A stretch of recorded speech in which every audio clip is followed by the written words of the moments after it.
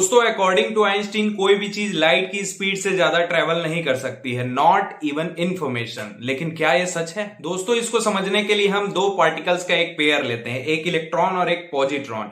ये पार्टिकल्स एक दूसरे से कंप्लीटली अपोजिट होते हैं, मतलब अगर एक क्लॉकवाइज रोटेशन कर रहा है तो दूसरा एंटी क्लॉकवाइज रोटेशन कर रहा होता है। लेकिन जब तक हम इसे रोक करके ऑब्जर्व न करें हम ये बता नहीं सकते कि कौन सा पार्टिकल क्लॉकवाइज मोशन कर रहा है और कौन सा पार्टिकल एंटी क्लॉकवाइज रोटेट कर रहा है, क्योंकि एक्चुअली दोस्तों ये दोनों ही पार्टिकल एक सुपर पोजीशन में होते हैं। अब सुपर पोजीशन को समझने के लिए आप एक कॉइन इमेजिन कीजिए जिसे हवा में उछाला गया है। जब तक ये कॉइन हवा में होता है हम ये बता नहीं सकते कि ये कॉइन हेड साइड अप है या टेल साइड अप है।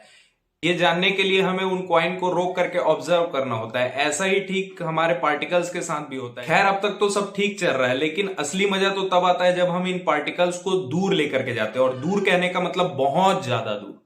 आप सभी को पता होगा कि मून से अर्थ तक आने में लाइट को 1.28 सेकंड का टाइम लगता है। इसका मतलब मून से अर्थ के बीच में इंफॉर्मेशन का गैप 1.28 सेकंड का होता है। लेकिन जब हम इलेक्ट्रॉन और पॉजिट्रॉन में से एक पार्टिकल को अर्थ में रखते हैं और दूसरे पार्टिकल को मून में रखते हैं तो एक बहुत ही इंटरेस्टिंग घटना होती है। उसकी हमने एक पार्टिकल को पृथ्वी में ऑब्जर्व करा और हमें यह पता चला कि वो पार्टिकल एंटी क्लॉकवाइज को मूव कर रहा है। इसका मतलब ये होगा कि मून में जो पार्टिकल है वो क्लॉकवाइज मूव कर रहा होगा। प्रैक्टिकली भी करके देखा गया और ये पाया गया कि जब हम एक पार्टिकल को अर्थ में ऑब्जर्व कर रहे थे तो दूसरा पार्टिकल का रोटेशन उसके जस्ट अपोजिट था, और ये इंफॉर्मेशन एक पार्टिकल से दूसरे पार्टिकल तक इंस्टेंटेनियसली पहुंच रही थी। मतलब इनके बीच में कोई भी टाइम लैग नहीं था।